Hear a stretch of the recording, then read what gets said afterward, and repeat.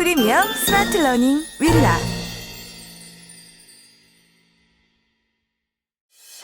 살면서 한 번은 꼭 들어야 할 명강의.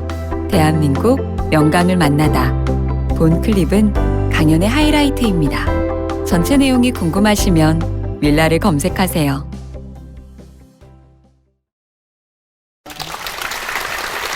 네, 여러분 반갑습니다. 귀한 시간 내주신 만큼 여러분한테 도대체 우리가 이 미래의 기회는 어디에 있는가, 그것이 또 4차 산업혁명이라는 이것과는 무슨 상관이 있고 관련이 있는지 그걸 재미있는 스토리로 좀 풀어서 말씀드리도록 하겠습니다. 제가 제목을 시작된 미래라고 잡았습니다. 4차 산업혁명 하면 떠오르는 단어들이 있으시죠? 인공지능, 로봇, VR, AR, 드론, 이렇게 전부 기술적인 얘기입니다. 그런데 오다가 인공지능 장착된 로봇을 만나고 이러시진 않으셨죠. 그러니까 아직 시작은 안 됐고 우리 애들한테는 준비를 좀 시켜야 되는 거 아닌가, 이런 생각들을 많이 하고 있습니다. 그래서 먼 미래에 기술에 관련된 이야기, 보통은 이렇게 생각을 하는데요. 제가 시작이 됐다 그랬어요. 시작은 어디서 했을까요? 네, 바로 시장입니다. 우리가 매일 접하고 있는 시장, 은행, 금융, 유통, 물건 사는 일, 그리고 방송, 매일같이 보는 미디어, 이런 것에 이르기까지요, 사실 혁명은 시작이 됐죠.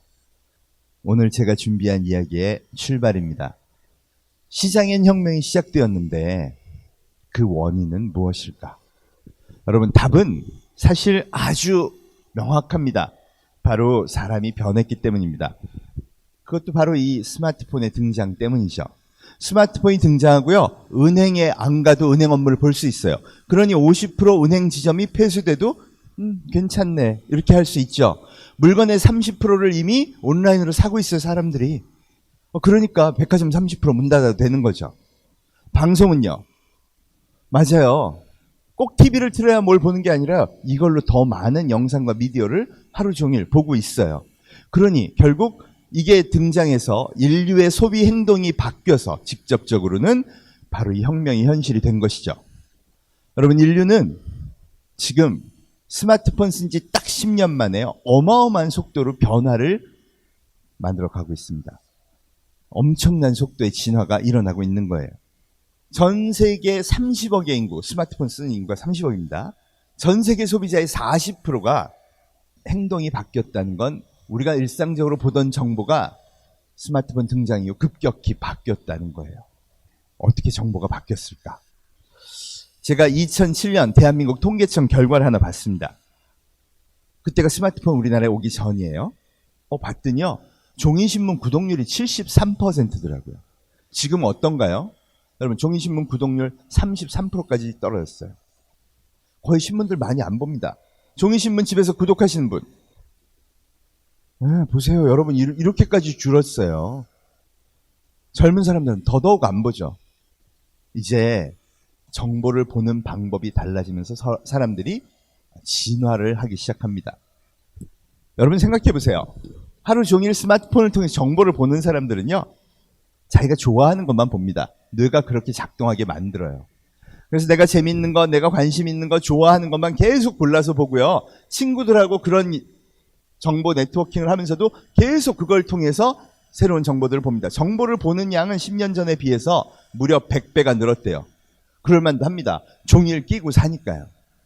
정보 복제량은 100배가 늘었는데 이제 어떤 언론에도 통제받지 않는 그런 사고를 자유롭게 하는 그런 사람들이요, 전 세계 30억 인구가 됐다는 겁니다. 대한민국에도 거의 70% 이상이 이제 이렇게 살고 있다는 거죠. 그러니까 어떻게 될까요? 생각이 대중화되지 않습니다. 개인화되고 파편화되죠. 그러니 어떤 생각을 갖게 되느냐? 제일 중요한 건 이제 개개인이 가질 수 있는 생각의 자유다, 이런 생각을 깊게 갖게 됩니다. 그리고 그동안 매일같이 사회나 조직이나 국가가 더 중요해라고 늘 복제하던 그 생각들을 이제 더 이상 복제하지 않으니까 관념적이고 항상 늘 그래왔던 거야, 그래서 그냥 이대로 하는 게 나을지도 몰라 라고 했던 것들에 대해서 왜 그래야 되지? 라면서 반기를 들기 시작하죠. 이게 전 세계 사회혁신 운동의 가장 근간이 된 힘입니다. 그래서 전체 사회가 다 바뀌는데요. 그 중에서도 특히 가장 강력하게 바뀌는 곳이 바로 시장입니다. 이 시장은 여러분 뭘 살려면요. 돈을 지불해야 돼요. 근데 그 돈을 지불한 사람의 마음이 싹 바뀌었어요. 그러니 완전히 달라진 거죠. 이 새로운 시장을 만들어가는 주된 주력 세대가 바로 이 포노사피엔스입니다. 이 새로운 포노사피엔스들은 그냥 가만히 자기가 좋아하는 것만 선택하는 것뿐 아니라 새로운 방식으로 문명을 만들어내기도 합니다. 그리고 그게 시장 혁명을 이끄는 핵심 요소가 이미 10년 사이 돼버렸어요. 많이 다릅니다, 여러분. 이 주도 세대는요, 사회학자들은 뭐라고 얘기하느냐?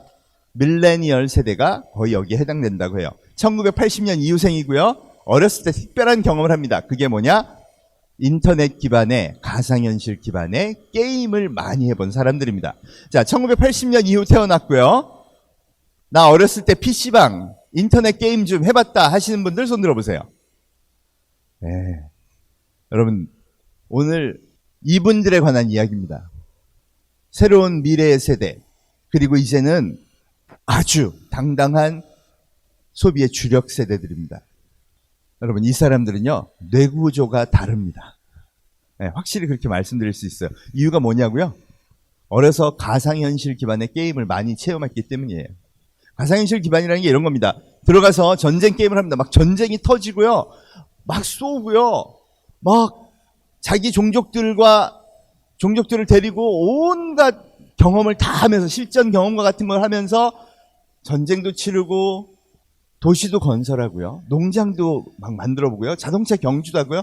그리고 심지어는 거기서요. 인터넷이라는 걸 통해서 사람들을 직접 만나요. 이런 경험을 하루 2시간씩 했다고 해보십시오. 보통 가상현실의 체험은 실제 체험의 높게는 90%까지 유사 체험을 제공합니다. 그러니 뇌에 축적이 돼요. 아, 이런 디지털 환경에 들어가면 나는 어떻게 살아야 되는구나 하는 거를 이미 다 인식하고 있는 거죠. 이걸 뭐라 그러냐? 디지털 문명에 대한 개인의 정체성이 생겼다고 합니다.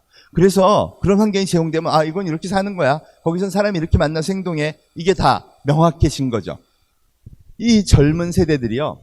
아주 재미있는 생각을 기반으로 게임 방식으로 비즈니스를 바꾸면 어떨까? 이런 생각을 하기 시작합니다. 우리는 게임만 하고 인스타그램만 하고 그래서 쓸데없는 짓만 하는 줄 알았더니요. 그게 아니더라고요. 오로지 폰을 든 인류만이 쓰기 위한 재미있는 아주 게임 방식에 기반한 새로운 비즈니스 모델을 만들죠. 그거의 상징이 바로 우버입니다. 여러분, 우버는 뭐 공유 경제 개념이니 뭐니 이게 아니고요. 그냥 아이폰 나온 지 2년 만에 우리 게임만 할 게 아니라 게임 방식으로 택시 게임도 만들어보자 하고 만든 거예요. 보세요. 게임을 하려면요. 서버가 있고 디지털 맵이 필요합니다. 이 청년들은 샌프란시스코 지역의 디지털 맵을 뜨고요. 그걸 게임 서버에 올려놓고 택시 게임 하실 분 들어오세요. 이렇게 한 거예요. 2009년도에 이 계획을 했어요. 여러분, 아이폰이 2007년에 나왔는데 미국에서도 스마트폰 사용자 20%도 안 될 때 말이죠. 그러니 우리 같으면, 기존 시각 같으면요. 아유, 저게 되겠어. 택시는 아무나 손들면 와요. 그죠? 전화하면 콜택시도 와요. 그런데 굳이 스마트폰에 앱을 써서 택시를 부르는 게 뭐가 되겠어? 원래 이게 기본적인 생각이었습니다. 그런데 이 친구들이 과감하게 시작을 합니다. 들어오세요. 가장 매력적인 요인이 뭐였냐? 차를 가진 사람은요, 이 택시 이용하고 싶어 하는 사람들한테 서비스를 제공하면서 돈을 벌게 해주겠습니다. 그런 거예요. 이 새로운 경험이요, 엄청난 속도로 SNS를 타고 퍼져나갑니다. 그래서 바로 이 우버가 엄청난 속도로 성장을 하죠. 제가 왜 문제라고 하느냐고요? 그 속도가 너무 엄청나서요. 제가 숫자를 봤어요. 작년에 우버를 통해서 300개 도시에서 지금 우버가 사용되는데요. 우버에 결제된 금액이 30조를 넘었어요. 2017년도 4, 4분기 성장률은 61%래요. 여러분, 그런 회사면 투자하고 싶지 않으세요? 아니나 다를까, 세계 최고의 투자의 귀재라는 소프트뱅크의 손정희 회장이 11조를 투자해서 지분율 넘버원의 최대 주주가 됩니다. 여러분, 이게 의미하는 바가 뭘까요? 이들은요, 이 새로운 세대들은 택시와 우버는 비교의 대상이 아니었던 거예요. 그냥 우버를 경험하고 나서는 택시는 까맣게 잊어버렸어요. 그래서 샌프란시스코에서 90% 택시 회사가 망했고요. 뉴욕에도 등장하자마자 2년 만에 90% 택시 회사가 다 망했습니다. 이유는 이들이 선택을 안 해줘서. 108년 된 택시 문명. 미터기가 나온 게 1908년이랍니다, 여러분. 절대 안 바뀔 것 같은 택시 문명을 누가? 이들의 선택이 바꾼 거예요. 그래요, 뭐 택시 그거 굳이 우리 그거 안 받아줘도 돼요. 근데 문제는요, 만약 아까 제가 말했던 금융에서 일어난 현상, 유통, 거의 모든 시장의 변화가 실제 이들의 선택, 이들의 다른 사고, 이들의 다른 소비 행동이 시장 자체를 바꾸는 그런 현상이라면요, 예의가 달라지겠죠. 여러분, 그런데 안타깝게도 그게 현실이 되었습니다. 저는 이걸 문명 교체라고 이야기합니다. 그럼 우리한테 어떤 메시지를 주느냐고요? 대한민국은 뭘 준비하고 있는 거냐 물어봅니다. 애들은 어떻게 키우죠? 어려서부터 수능 볼 때까지 스마트폰 절대 금지. 그럼 제일 좋죠. 그죠? 그리고 뭐 학원에 보내서 수능에 필요한 암기 과목만 열심히 시켜요. 검색하면 대부분 다 나오는 건데. 그죠? 암기 귀신 만들고 문제풀이 귀신 만들어요. 그리고 엄마 아빠는 들어보니까 야, 페이스북에 나오는 거니 뭐 구글에 나오는 건 다 안 좋고 부작용이 있는 것만 하더라. 게임은 다 그런 데더라. 그래서 그거 안 시켜요. 못하게 해요. 저렴한 문명이라고 자꾸 얘기합니다. 그래서 애들은, 특히 부모 말 잘 듣는 애들은요, 암기 과목 수능 준비만 하고요, 이런 문명은 다 멀리 해요. 저렴해, 안 해. 그래요. 그래서 좋은 스펙 가지고 좋은 대학 나와서 취직을 하려고 봤어요. 그랬더니 세계 7대 기업에는 못 가요. 그죠? 알아야 가지요. 유튜브는 어떻게 컸는지 알아야 가지요. 한 번이라도 봤어야 알지요. 디지털 문명을 즐기는 사람들은 도대체 뭐에 꽂혀 있고, 웹툰은 왜 보고, 도대체 SNS는 왜 그렇게 열광하고, 어떤 식으로 라이프를 살아야 그 관계를 좋게 하고 나도 인기 있고 매력적인 포인트는 뭔지, 이걸 경험해야, 이 경험을 축적해야 이 기업들이 관심이 있겠죠. 여러분, 이게 문명의 메시지예요. 우리가 어떻게 아이들을 키워야 될까요? 우리가 앞으로 어떤 준비가 돼 있을까요? 여러분 개개인도 한번 질문해 보십시오. 나는 내 연령대에 상관없이 도대체 이 디지털 문명을 어떤 시각으로 바라보고 있을까요?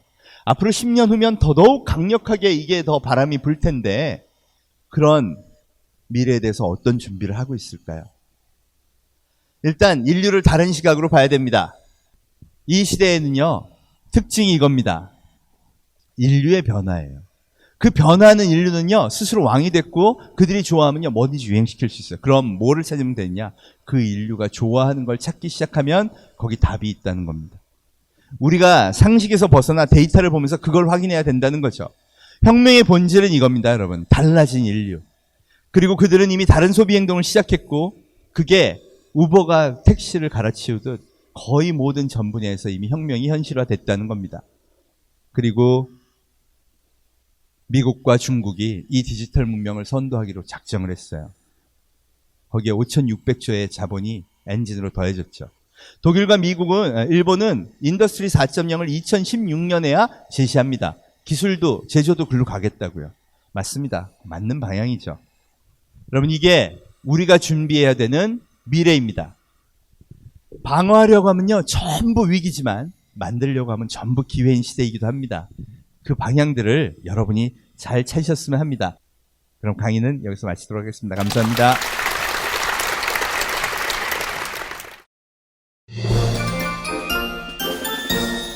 윌라